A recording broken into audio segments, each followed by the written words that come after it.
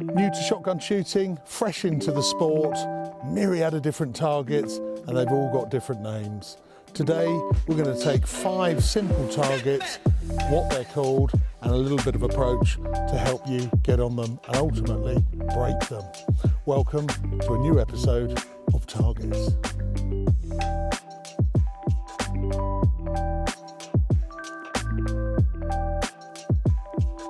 So, a fun one today. One of our subscribers, Hannah John, sent a lovely message. Hello Hannah, from here and the team here, saying that she was new to the sport and, would there be any angle on putting names to targets, just for understanding.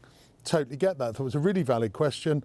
Myriad of different targets, myriad of different names. So we've picked 5 simple starters, showing you the target, giving you the name, and a little brief sort of angle on how one might get started to break them.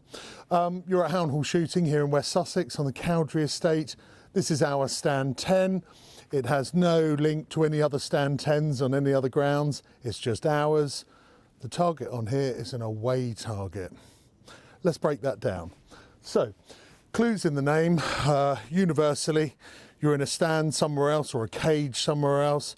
An away target is a target that is thrown away from the shooter. Could be flat, could be mid-height, could climb quite steeply, but in effect, it's thrown from close to away. Let me show you ours. Pull.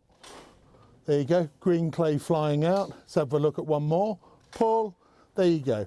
Clay being thrown fairly flat, flying away from the stand. We have done an episode on this particular target before, so have a sort of a look back at that. But in effect, a flat target, one would shoot just under. A mid-range, you'd shoot at. And a very steep climbing one, you may shoot just above. I'm going to leave that there because we've covered it before. But let's just do a couple of shots just to back up this specific line, the flatter away target. Okay. Safety as ever, putting on my glasses, got a hat, ears, and I'm going to load up and we're going to do a pair of away targets. I'm going to start in the pre-mounted position as I'm basing this episode on novice shooters.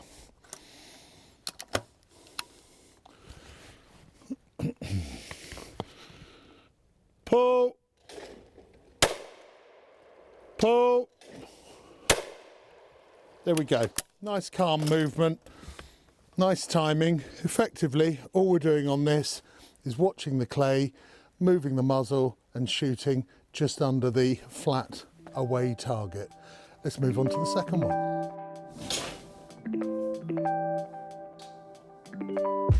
So we're on our second target, stand number 9. This is a quartering away looper. A few words there. Let's break it down. Quartering. If we were looking bird's eye down on the stand, the trap is to the right of the stand, and rather than throwing the bird just straight away, like the first target, the away target, it's throwing the target across the front of the stand and away. So that's what we call quartering. Think of true crosser, left to right, away, as we talked about earlier. Quartering is somewhere in between those two. Okay, so it's quartering away from the stand. It's also got a sort of a curve in its line of travel. So rather than being very fast and flat, it's being flung up, peaking, and then dropping down the other side. So that's creating that arc shape, which is otherwise known as a looper. Okay, so quartering away looper, or quartering looper away, to put it how you like. How would I shoot this one? Based on a novice shooting, assuming pre-mounted, we'd have our visual pickup. This is generic, by the way. We'd have our visual pickup where we first see it, our hold point where the gun's waiting, and then our pre-planned kill point. We're lining up on our kill point, bringing the muzzle back to our hold, and then letting our eyes float further to the visual pickup. On the release of the target, clay is going to fly, we're going to see it. I would then suggest pull away. And by that what I mean is, as it comes into where the muzzle's positioned, touch the clay and then gently move away and shoot, creating a small amount of forward allowance, otherwise known as lead. I'm going to swivel around and see if I can put that into action. Pull. Nice.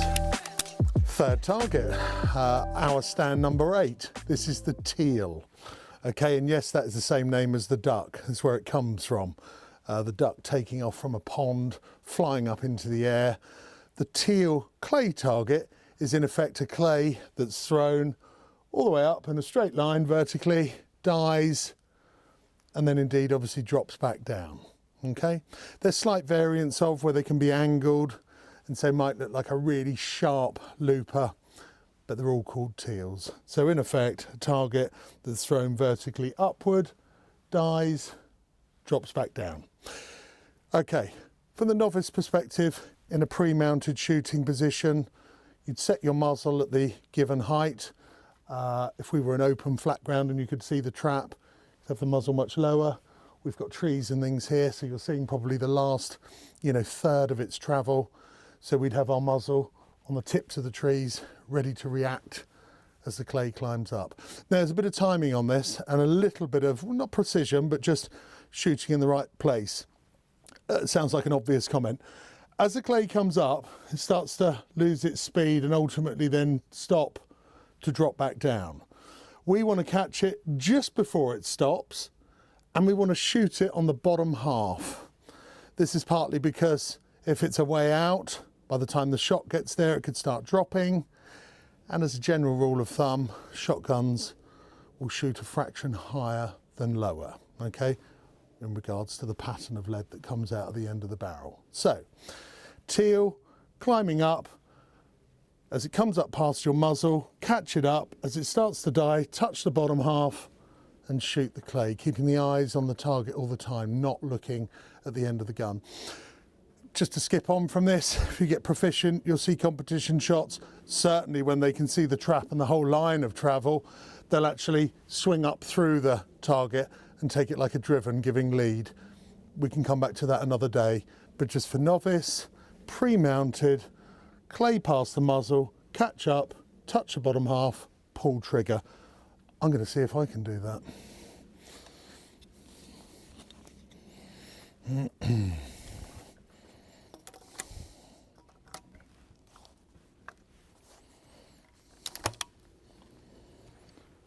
Pull. Pull.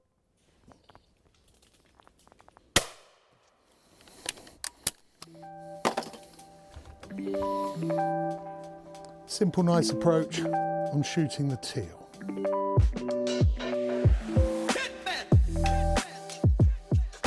And on to target number 4, finding us in stand 6 at the school. Decoy. The name comes from decoying, usually for pigeons, where one would be maintaining crop protection out in the field, managing pigeons. Normally one would put fake pigeons out called decoys, and in an ideal world, the real pigeons fly in and land into your decoys. So in effect, what you've got is a bird pretty much coming towards you from any direction, maybe even popping over from the side or behind, but largely from in front coming inwards, sort of floppy, floating and then dropping down in, usually into the front of the cage stand or just slightly off centre. So targets called decoys, expect something floppy. You see it at sort of mid 3/4 height, peaking and then dropping down into. Approach, largely speaking, I would think it would be a form of pull away, because by the time you've seen it and you've mounted on, some you can shoot at or shoot at the edge of the target. Some need a little allowance, forward allowance, lead. So therefore one would find it with the muzzle, gently float away and pull the trigger and then let the pattern do the work. I'm talking very generally. There's so many different variants of, but I think the point of today was more about linking names to targets. There is a bit of loop in this, there is a bit of quarter, so it can get quite confusing. But if you see the name Decoy, it usually means something just out in front, gently floating into, into the front of the shooter. I think I'll turn around and have a little crack at this one. Let's see what we can't do.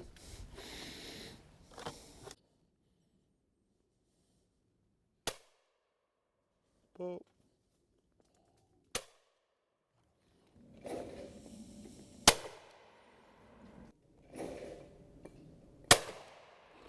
Ball.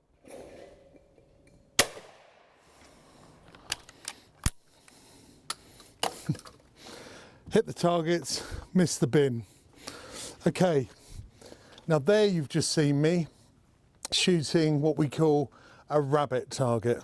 Okay, now we have done an episode on this before, so have a trawl back and check it out because it gives you all the detail and nuance relating to and how you can shoot it. In effect, it's a target, a clay that rolls along the ground. It's more robust than a flying clay, as it's a wee bit thicker and it has a different profile to enable it to roll along the ground. They can roll along the grass. Sometimes people will lay down mats like we have if the ground underneath is a bit lumpy or stony. And at the Beretta Worlds actually this year, I saw a great example with a rabbit going away up a hill, which was a nice fresh take on an otherwise exciting target. There's our 5 picked targets, directions and their names. I hope that's given some value. I hope specifically Hannah John, who very kindly prompted this idea, has taken something from it. As ever, comments, questions, I will do my best to answer. Ultimately, nice, methodical, slow practice. Always keep it safe, enjoy your shooting, and we'll look forward to seeing you again on targets.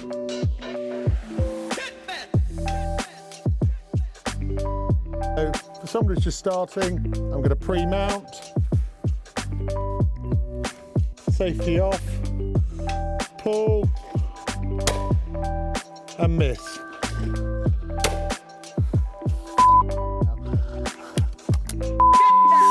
I can't miss that. That's rubbish. I'll tell you what, I'm going to do it a different way. I'm going to start again.